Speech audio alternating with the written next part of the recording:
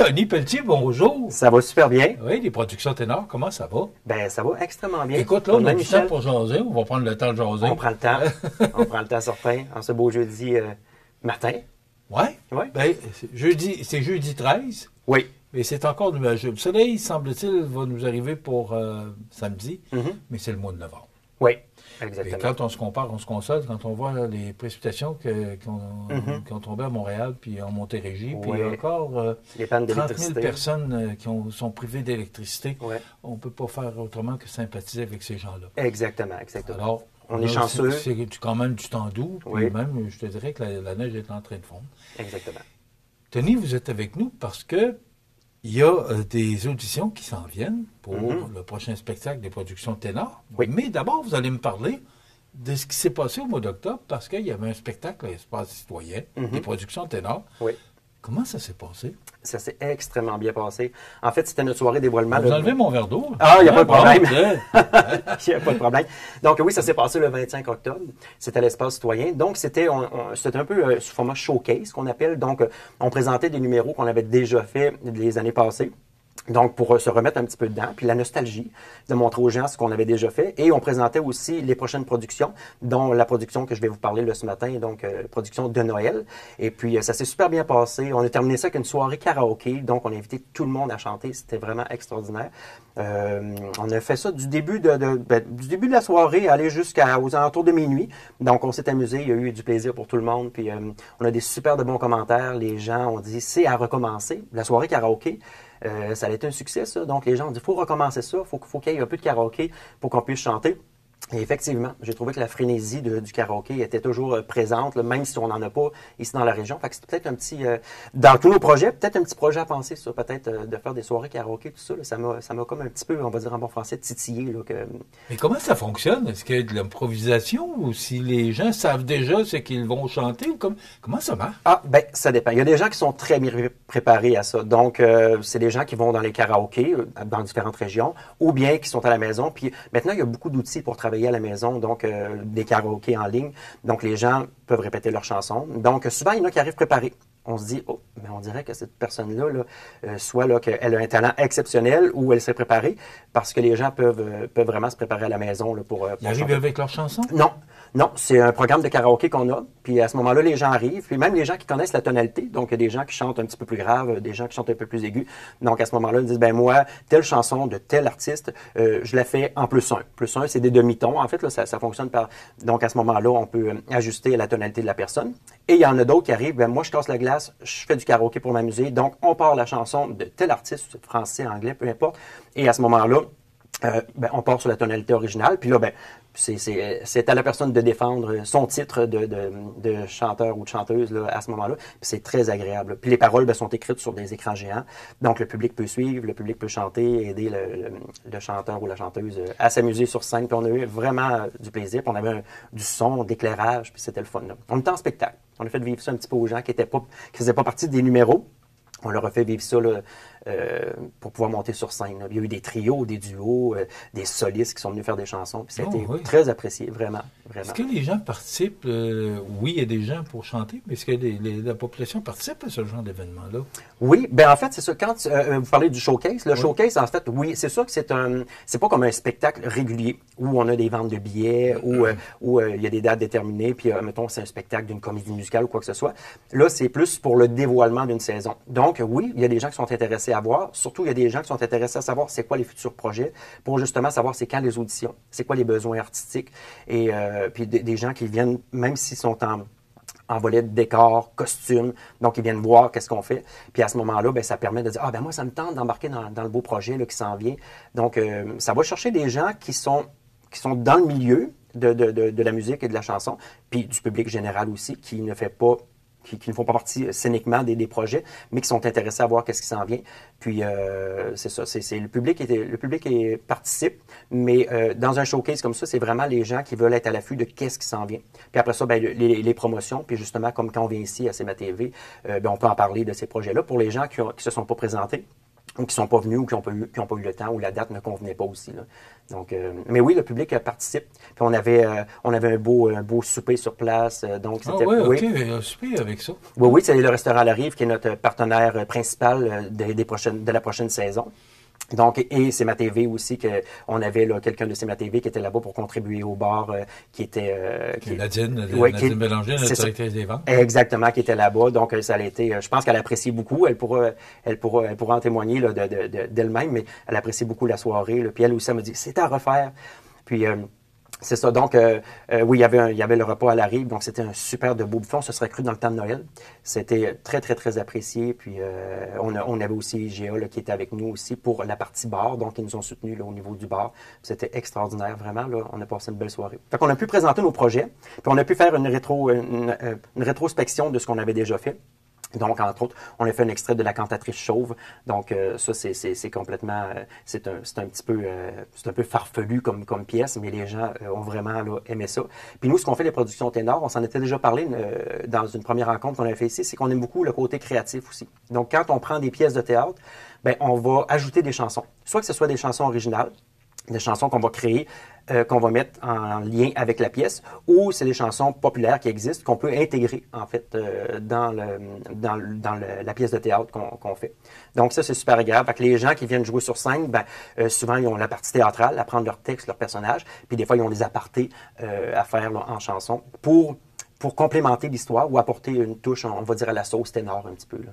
Vous parlez beaucoup du karaoké, mais est-ce qu'il y avait une pièce de théâtre le 25 octobre? Oui, il y avait des extraits, en fait. Il y avait un extrait de La cantatrice chauve. Après ça, le spectacle Par amour qu'on a fait en février ici à l'Espace citoyen, qu'on a rempli pendant Tu formes quoi, de comédie musicale? Oui. On a fait des petites mises en scène, donc on faisait des mini-présentations, en fait. Donc, la rétrospective de Par amour 2025 qu'on a fait, on a repris les artistes, on a revêtu nos costumes, nos beaux costumes qu'on avait, parce qu'on avait beaucoup de costumes pour ce spectacle-là. Donc, on a repris ces costumes-là, et puis on a fait une mini-présentation, un medley, en fait. Et puis, on a présenté justement le prochain spectacle, un extrait du prochain spectacle de Noël. Et avant même le spectacle de Noël, on a une pièce de théâtre qu'on va présenter, en fait. Ça s'appelle 8 femmes, qui va être présentée au mois de juin, à l'Espace citoyen. Donc, on a fait une présentation des 8 femmes qui vont faire partie de la distribution. Et dans cette distribution-là, comme je vous disais, 8 femmes, normalement, c'est une comédie policière, mais il n'y a pas de chansons. Fait que nous, on est allé chercher des chansons francophones qui sont en lien avec l'histoire, en fait. Donc, les artistes vont chanter. Donc, c'est un théâtre musical qu'on va faire. Ça, c'est présenté en juin. J'aurai l'occasion de vous en reparler. Oui, bien sûr. Ouais. Puis, il y a le spectacle de Noël 2026, que là, on est en préparation. Là. OK. Oui. Juste pour clore l'événement du 25 octobre. Oui. Quand vous parlez de karaoké, est-ce que, parce que vous êtes professeur également à l'école de musique, oui. Est-ce qu'il y a des cours de chant qui se donnent? Parce que vous êtes un chanteur. Oui. Production ténor, ça dit bien ce que vous faites. Oui. Est-ce qu'il y a des cours de chant qui se donnent ou qui pourraient se donner? Est-ce qu'il y a des gens qui auraient de l'intérêt à prendre le chant comme moi, là, qui fausse toutes les notes? Là? Est-ce qu'il y a des gens ou de l'intérêt qu'il pourrait y avoir quand on parle du succès que vous avez obtenu? Oui. Ben, les cours de chant, en fait, c'est sûr, bon, oui, j'enseigne à l'école de musique, donc les gens viennent prendre des cours. Donc, c'est des sessions. C'est plus des instruments? Non, c'est vraiment plus le chant. Moi, j'enseigne vraiment le chant. Là. J'enseigne le chant populaire. Ça, vous me l'apprenez. Moi, je pensais que c'était juste et seulement des instruments de l'école internationale. Non, c'est vraiment, moi, je suis professeur de chant. Donc, probablement qu'il y a du monde qui est content d'apprendre ça. Oui, c'est ça. Donc, puis, c'est ça, j'enseigne le chant. Donc, pour les petits-enfants, de tous les âges, en fait, de tous les styles musicaux aussi. Il y a des gens qui vont préférer le populaire, qui vont préférer le rock. Donc, oui, j'ai une formation pour pouvoir leur donner le coaching vocal, en fait. Oui, c'est à l'école de musique. Et nous, les productions ténors, quand on fait des événements comme ça, peut-être pas le karaoké, parce que le karaoké, c'est des gens qui arrivent à brûle-pourpoint comme ça. Mais sauf que les gens qui font partie de nos productions, ben oui, il y a une formation vocale qui est donnée à l'intérieur de ça. Donc, quand les gens sont impliqués dans nos projets, ben il y a du coaching vocal. Donc, on répète en groupe, on répète individuellement. Donc, on aide les chanteurs, les chanteuses à préparer leur numéro. Des passages vocaux, des fois, qui sont un petit peu plus difficiles. Donc, on travaille. On le fait par technique vocale. Donc, on travaille beaucoup l'expression aussi sur scène. Ça, on le donne, cette formation-là, on le donne d'emblée aux gens qui font partie de nos projets. Là, parce que on veut aider tout le monde. Puis, on a une vision aussi du spectacle. Donc, on sait de quel calibre on le veut, puis on permet aux gens d'aller approfondir leurs connaissances. Là. Il y a des gens extrêmement talentueux, mais des fois, c'est juste des petits trucs qu'on dit, ben dans ce personnage-là, on verrait peut-être plus un style de voix, une voix un petit peu plus étroite ou une voix un petit peu plus large. Donc ça, c'est tout, là, je parle pour que les gens comprennent bien, mais il y a des noms à ces techniques-là, mais c'est ça, on travaille avec ces gens-là. Donc, puis on travaille fort, puis ça nous donne, en fait, aux gens, ça donne une confiance aussi. Parce qu'on répète, puis et ils nous demandent est-ce que c'est un peu comme ça que vous le voulez? Bien, on aimerait ça travailler dans cette optique-là parce que ton personnage est développé dans une situation, je sais pas, colérique. Bien là, c'est sûr qu'il faut adapter la chanson à ça. Donc, oui, on travaille beaucoup avec les gens. Ce qui fait partie aussi de la mise en scène, bien entendu. Donc, on parle vraiment de la mise en scène. Puis la mise en scène, bien, tout ce qu'on fait vocalement et musicalement bien, doit se coller à la pièce en soi. Là. Donc, oui, on donne une formation vocale là, pendant... puis on travaille en groupe. Mais je l'apprends aujourd'hui, donc probablement beaucoup de jeunes l'apprennent, qu'on peut suivre des cours de chant. Oui, exactement. Exactement. Donc oui, à l'école de musique et dans le cadre des productions ténors, dans nos événements, là, à ce moment-là, oui, on peut faire ça. Alors, parlons-en. On est rendu là. Qu'est-ce qui s'en vient? Ben là, en fait, comme je vous disais tout à l'heure, je vais revenir en parler. On a le premier projet qui s'en vient, c'est en juin, c'est 8 femmes. Donc, on va revenir là, pour en parler à ce moment-là. On va donner toute l'information sur la vente des billets. Donc, la distribution est déjà choisie. Donc, les auditions, on n'a pas été par processus d'audition pour ce projet-là. On a ciblé vraiment des personnes spécifiques. Donc, on connaissait leur jeu, puis on est allé chercher vraiment le casting sans audition. Et c'est une des premières fois parce que normalement, on va toujours par processus d'audition. Et pour juste après ce spectacle. Pourquoi vous faites changement ben parce que c'est à la lecture de la pièce qu'on a décidé de faire cette pièce-là. Il y avait déjà des gens qui faisaient partie de notre troupe. En fait, c'est pas toujours les mêmes personnes qui sont dans la troupe parce que c'est ouvert à tout le monde. C'est pour ça que je suis ici ce matin, c'est qu'on demande à tout le monde de participer. Donc, mais des gens qui ont déjà participé, puis qu'on est par rapport à certains personnages, par rapport à la personnalité ou ce que la personne donnait déjà sur scène, on disait ben tel personnage, on verrait tel je veux dire, telle fille ou telle femme, parce que là, c'est 8 femmes, ça va être un casting de femmes à ce moment-là. Donc, on a été les chercher selon ce qu'on voyait déjà des personnages.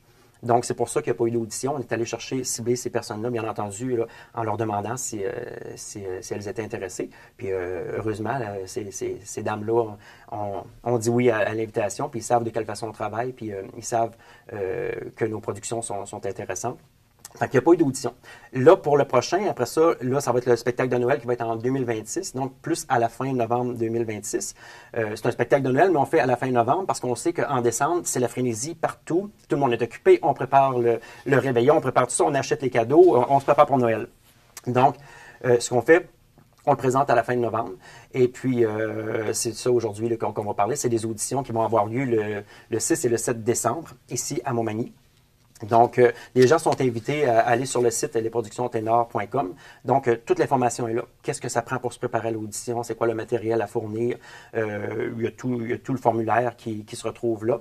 Alors, on a du temps. Parlez-nous un peu de ce que ça prend ou qui vous sollicitez exactement. Est-ce que ça prend des professionnels ou est-ce que... Non. Parce que là, vous dites c'est ouvert à tout le monde, mais... Oui.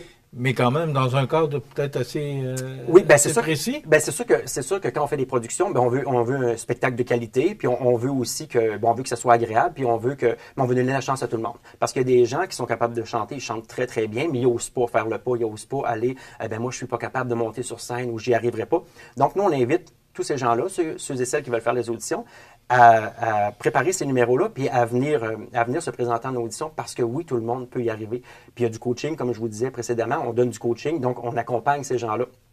Mais c'est ouvert à tout le monde. C'est ouvert aux enfants, entre autres, oui, parce qu'il va y avoir des personnages, des lutins. Je vais vous donner un petit topo là-dessus, c'est que on recherche, en fait, il y a une petite famille dans l'histoire. C'est un conte qui a été créé il y a en 86, si je ne me trompe pas. Donc, c'est Pierre Bourret qui a écrit, en fait, un texte de Noël. Donc, c'était un texte narratif. Après ça, il y a eu Pierre Jean qui s'est associé à Pierre Bourret pour dire « moi, je vais mettre de la musique sur ce texte narratif-là. » Et de fil en aiguille, pour rencontrer Pierre Jean, qui est à Québec, lui, il a fait la musique. On a parlé ensemble, il dit « Tony, il dit je te présente ça, puis qu'est-ce que tu en penses? » Puis j'écoute ça, je dis « Pierre, on pourrait faire une comédie musicale avec ça. » Donc, des trames sonores, moi, j'ai écrit les chansons. Donc, toutes les chansons sont écrites par moi pour la comédie musicale. Après ça, on s'est dit avec Philippe qui est avec moi au niveau des productions ténors, on s'est dit, pourquoi pas pourquoi pas le faire en comédie musicale, mais théâtre musical. Donc, là, on va créer des personnages. Donc, les personnages vont avoir à jouer des personnages. Donc, là, on a dit, ben oui, ça nous prendrait un papa, une maman, un enfant, des lutins, un Père Noël. Donc, là, on a créé cette pièce de théâtre-là, qui devient le théâtre musical. Créer les personnages pour créer les personnages. Savoir qui vous recherchez exactement. C'est ça. Donc, c'est une création, c'est vraiment une création de A à Z. On avait commencé à le faire en 2019. Dans ce temps-là, on avait commencé à travailler à Québec. On avait même commencé à faire des enregistrements studio. Mais on connaît ce qui est arrivé en 2019-2020, la pandémie. On avait déjà un casting, on avait déjà des gens ciblés. Mais là, on recommence le processus parce que vous comprenez que rendu en 2025, les gens, leur vie, la vie des gens a changé. Il y a des gens qui ont eu des enfants, d'autres qui sont partis aux études à l'extérieur, etc. Donc, on s'est dit, on va recommencer à neuf. Ces gens-là sont invités à revenir, bien sûr, passer l'audition si OK, vous aviez choisi tout votre monde, oui. Oui, c'est ça. Ça a été arrêté en raison Ça a été arrêté. Donc, on essaie à quelques reprises de reprendre, mais là, des fois, on était en arrêt parce qu'on ne pouvait plus. En studio, c'est complexe. Je veux dire, quand on chante en chœur, veut pas le souffle et tout ça. Donc, on est obligé de mettre ça sur pause. Donc, là, on a dit, on va prendre un temps, on va laisser la pandémie passer, puis on va revenir. Puis là, finalement, là, c'est cette année là, qu'on revient avec ce projet-là. Denis, vous parlez de 2026. Mm-hmm. C'est dans un an, ça? Oui. Alors, c'est loin, me semble. Et là, vous passez les auditions là? Oui. En fait, oui, parce que nous, ce qu'on veut faire, c'est que dans le formulaire des auditions, ça explique tous nos besoins, en fait. Il faut se préparer à l'audition. Donc, les gens vont se préparer à l'audition. Je vais vous donner un petit peu les détails. Qu'est-ce que c'est? Prenez le temps. On a du temps. Vous êtes choyés, maintenant. oui. On va prendre le temps. On en a du temps. Parfait. Prenez le temps de nous expliquer exactement comment ça se passe. Parfait. Donc là, c'est ça. C'est que nous, ce qu'on fait, c'est qu'on fait les auditions pour savoir, en fait, parce que ça inclut des disponibilités quand on s'engage dans un projet. Donc, dans le formulaire d'audition, ça dit déjà quelles seront les disponibilités nécessaires pour les gens qui vont faire partie du projet. Donc, on commence les répétitions en avril. Donc, en avril, on travaille, c'est drôle, on va travailler Noël en avril. Donc, on va commencer en avril. On va prendre la pause, on prend une pause d'été, bien entendu, pour quand même profiter du soleil et de la chaleur, puis oublier un petit peu la neige et les sapins. Fait qu'on va prendre une pause et après ça, on redébute après l'été pour aller là, jusqu'au spectacle qui va être au mois de novembre. Donc, tout ça dans le formulaire dans le formulaire d'inscription pour les auditions, ça va être mentionné. Et pourquoi on fait cela? C'est justement pour que les gens puissent déjà, en s'engageant, parce que si on fait ça en février-mars, des fois, les gens sont déjà engagés pour la prochaine année. Donc, nous, on prend un petit pas d'avance. On veut être avant-gardiste là-dessus. C'est qu'on veut que les gens qui s'engagent, à ce moment-là, vont le placer à leur calendrier. Ils vont savoir qu'ils font partie de l'équipe Production Ténor pour ce spectacle-là. Donc, ils vont déjà avoir un engagement. Puis, c'est le fun aussi, quand on fait de la musique, de déjà savoir un petit peu qu'est-ce qu'on fait dans les prochaines années. Après ça, on peut s'orienter dans d'autres projets parce que même si les gens font partie de nos projets, il existe une multitude de projets un petit peu partout à gauche et à droite. Fait que ça permet aux gens de bâtir leur calendrier. Puis nous, en même temps, ça permet de déjà donner les communications, de savoir qui va jouer au niveau des costumes, de déjà faire les préparatifs au niveau des costumes, la prise de mesure. Donc, on prend de l'avance pour ça. Parce que si on fait ça juste avant les répétitions, là, c'est un peu la course. Là. Oui. Fait que c'est pour ça qu'on va c'est toute une organisation, Tony? Oui, beaucoup.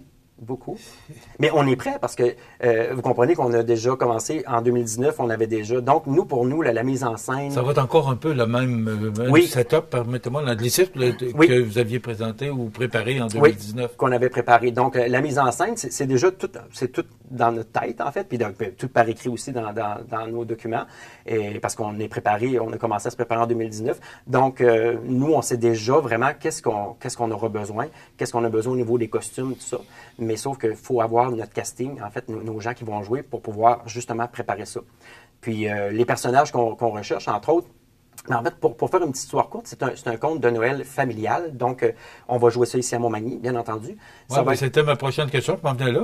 Oui. C'est quelle date? C'est au mois de novembre 26? C'est au mois de novembre. Les dates, là, on va les avoir officiellement bientôt. Donc, sur notre site Internet, lesproductionsténor.com, tout ça va être annoncé. Bon, là, les gens qui vont passer des auditions, il faut qu'ils s'attendent qu'ils vont être en spectacle, ils vont être sur scène. Là. Oui, ils vont être sur scène à la fin novembre. Okay. À la fin novembre. 2026. Oui, c'est ça. Puis, on devrait le jouer sur 2 week-ends. Puis, vu que c'est un spectacle familial, normalement, on ne peut pas faire un spectacle comme quand on faisait le Par Amour. On faisait un spectacle de 3 heures avec un entracte, mais là, c'est familial. Donc, on a des petits mousses qui viennent assister au spectacle. Puis, il faut garder l'attention aux gens. Il faut que l'histoire soit attrayante.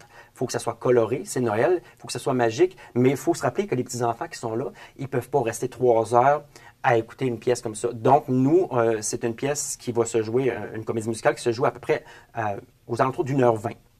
Donc, c'est pour la population générale. On veut justement donner de la chance aux familles de Montmagny d'avoir un bel événement, puis de venir voir ce spectacle-là, qui va se jouer peut-être 2-3 fois par jour. Parce que vous comprenez qu'à 1h20, 1h20 de spectacle, ben, on peut se permettre de le faire 3 fois dans la journée. Donc, ça va être intéressant pour les artistes, parce que quand on répète, on a du plaisir. Mais notre plaisir, ou on va dire notre petit dada, nous autres, les chanteurs et les artistes, c'est qu'on aime ça être sur scène, être devant le public. Fait que le fait de le jouer 3 fois dans la journée, donc c'est super intéressant. Donc, on se maquille, on s'habille, on joue le spectacle, on a une pause, on mange un petit peu, puis après ça, ben, on sait qu'il y a un nouveau public qui arrive, on recommence. Donc, ça, c'est super intéressant. Fait que ça fait, on vit un petit peu le show business, en fait, les réalités du show business. Puis, ça permet aux gens de pouvoir justement là, être sur scène puis être présent. Là. Donc, puis le conte, c'est ça, c'est familial. C'est l'histoire. C'est une petite famille qui reste dans un petit village.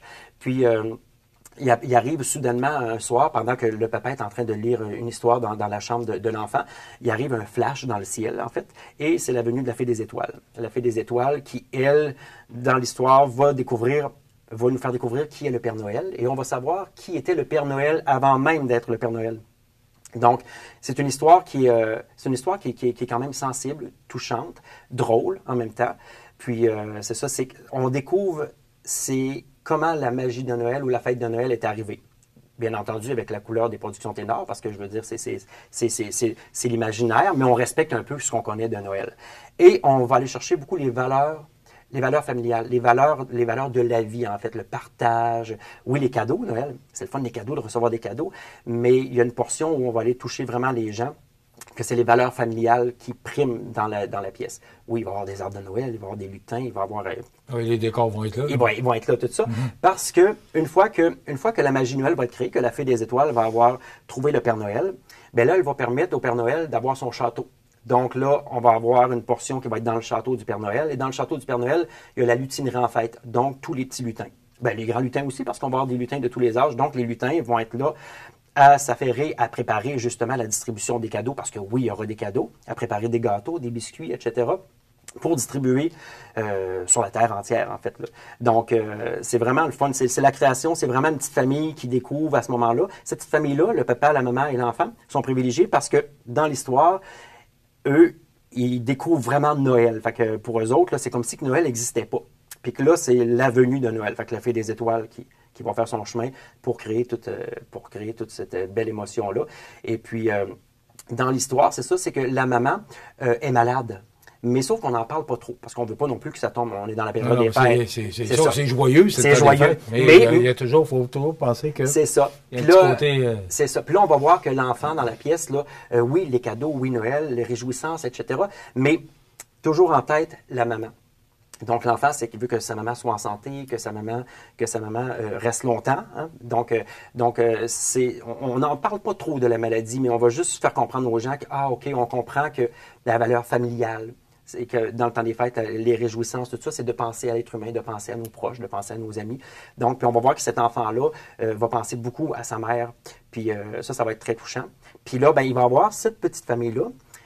Vous comprenez qu'étant donné qu'elle a été témoin de la venue de la Fée des Étoiles qui choisit le Père Noël, puis le Père Noël, c'est un personnage assez intéressant dans l'histoire. Je ne veux pas dévoiler tous les punchs, mais ce qui va être intéressant, c'est que cette famille-là va être invitée à aller dans le château du Père Noël. Donc, ils vont être la famille privilégiée. Donc, ils vont baigner dans toute cette atmosphère-là. Ça va être vraiment agréable. Puis, ils vont partir en tournée avec le traîneau pour la distribution des cadeaux, puis des gâteaux, etc. pour le monde entier. Rapidement, oui. La conclusion de tout ce qu'on vient de parler. Donc, les auditions, c'est à partir de quand? On attend les gens quand? Oui. C'est ouvert comment? En quelques secondes. Oui, parfait. Donc, les productions Ténor invitent la population générale, donc les artistes, à se présenter aux auditions. Les auditions, c'est ouvert présentement, donc sur lesproductionsténor.com. Il y a le formulaire pour pouvoir s'inscrire. Donc, vous avez toutes les informations là, dans ce formulaire-là. Et puis, si vous avez des questions, vous pouvez nous interpeller aussi. Les auditions se terminent ce dimanche. Donc, les gens ont jusqu'à dimanche soir minuit, le 16, pour présenter leur candidature. Et tout de suite après, on va communiquer avec les gens là, pour dire qu'ils sont sélectionnés pour les auditions. Il faut préparer 2 chansons de Noël. Ça, c'est super important. C'est 2 chansons de Noël connues. Donc, 2 chansons de Noël et il y a 2 textes de théâtre à apprendre. Ça, c'est pour les adultes. Et pour les enfants, ils ont 2 chansons à préparer aussi et un texte là, de théâtre à ce moment-là. Donc, les gens vont passer une audition chantée, une audition théâtrale. Donc, on les guide, on leur lance la réplique, tout ça. Donc, ça, c'est super intéressant. Fait que venez en grand nombre. Vous allez voir, vous allez adorer ça. Puis, tout le monde dit « Ah, moi, je sais pas chanter. » Puis, pour ne pas la nommer, une de mes collègues ce matin qui s'appelle Frédéric au bureau, elle m'arrive, elle dit « Tony, sais-tu qu'est-ce que je chante le matin quand mon enfant se réveille? » Elle me fait le petit bout de la chanson. Je dis « Ben tiens, je m'en vais justement parler de la Fée des Étoiles. Tu vas être bonne pour venir faire l'audition. » Mais là, c'est ça se ferme samedi. Ayez pas peur, inscrivez-vous et puis venez chanter avec nous, venez vivre ce thrill-là, ce challenge-là. Puis peut-être qu'ici, vous ferez partie de la distribution là, de ces beaux personnages-là. Là. Ça va me faire super plaisir de vous rencontrer et Philippe aussi pour les auditions. Tony, merci beaucoup de votre enthousiasme. Ben, ça me fait plaisir. C'est vraiment intéressant. Puis, bon, vous avez eu beaucoup de temps ce matin pour justement prendre le temps de parler de ces beaux projets. Puis en plus, on est tout près du temps des fêtes. Oui. Merci. Puis je vous souhaite beaucoup de monde pour des auditions. Ah, ben, merci beaucoup. Bienvenue tout le monde. Puis n'hésitez pas à vous inscrire. Tony Pelletier des productions Ténor, on s'arrête.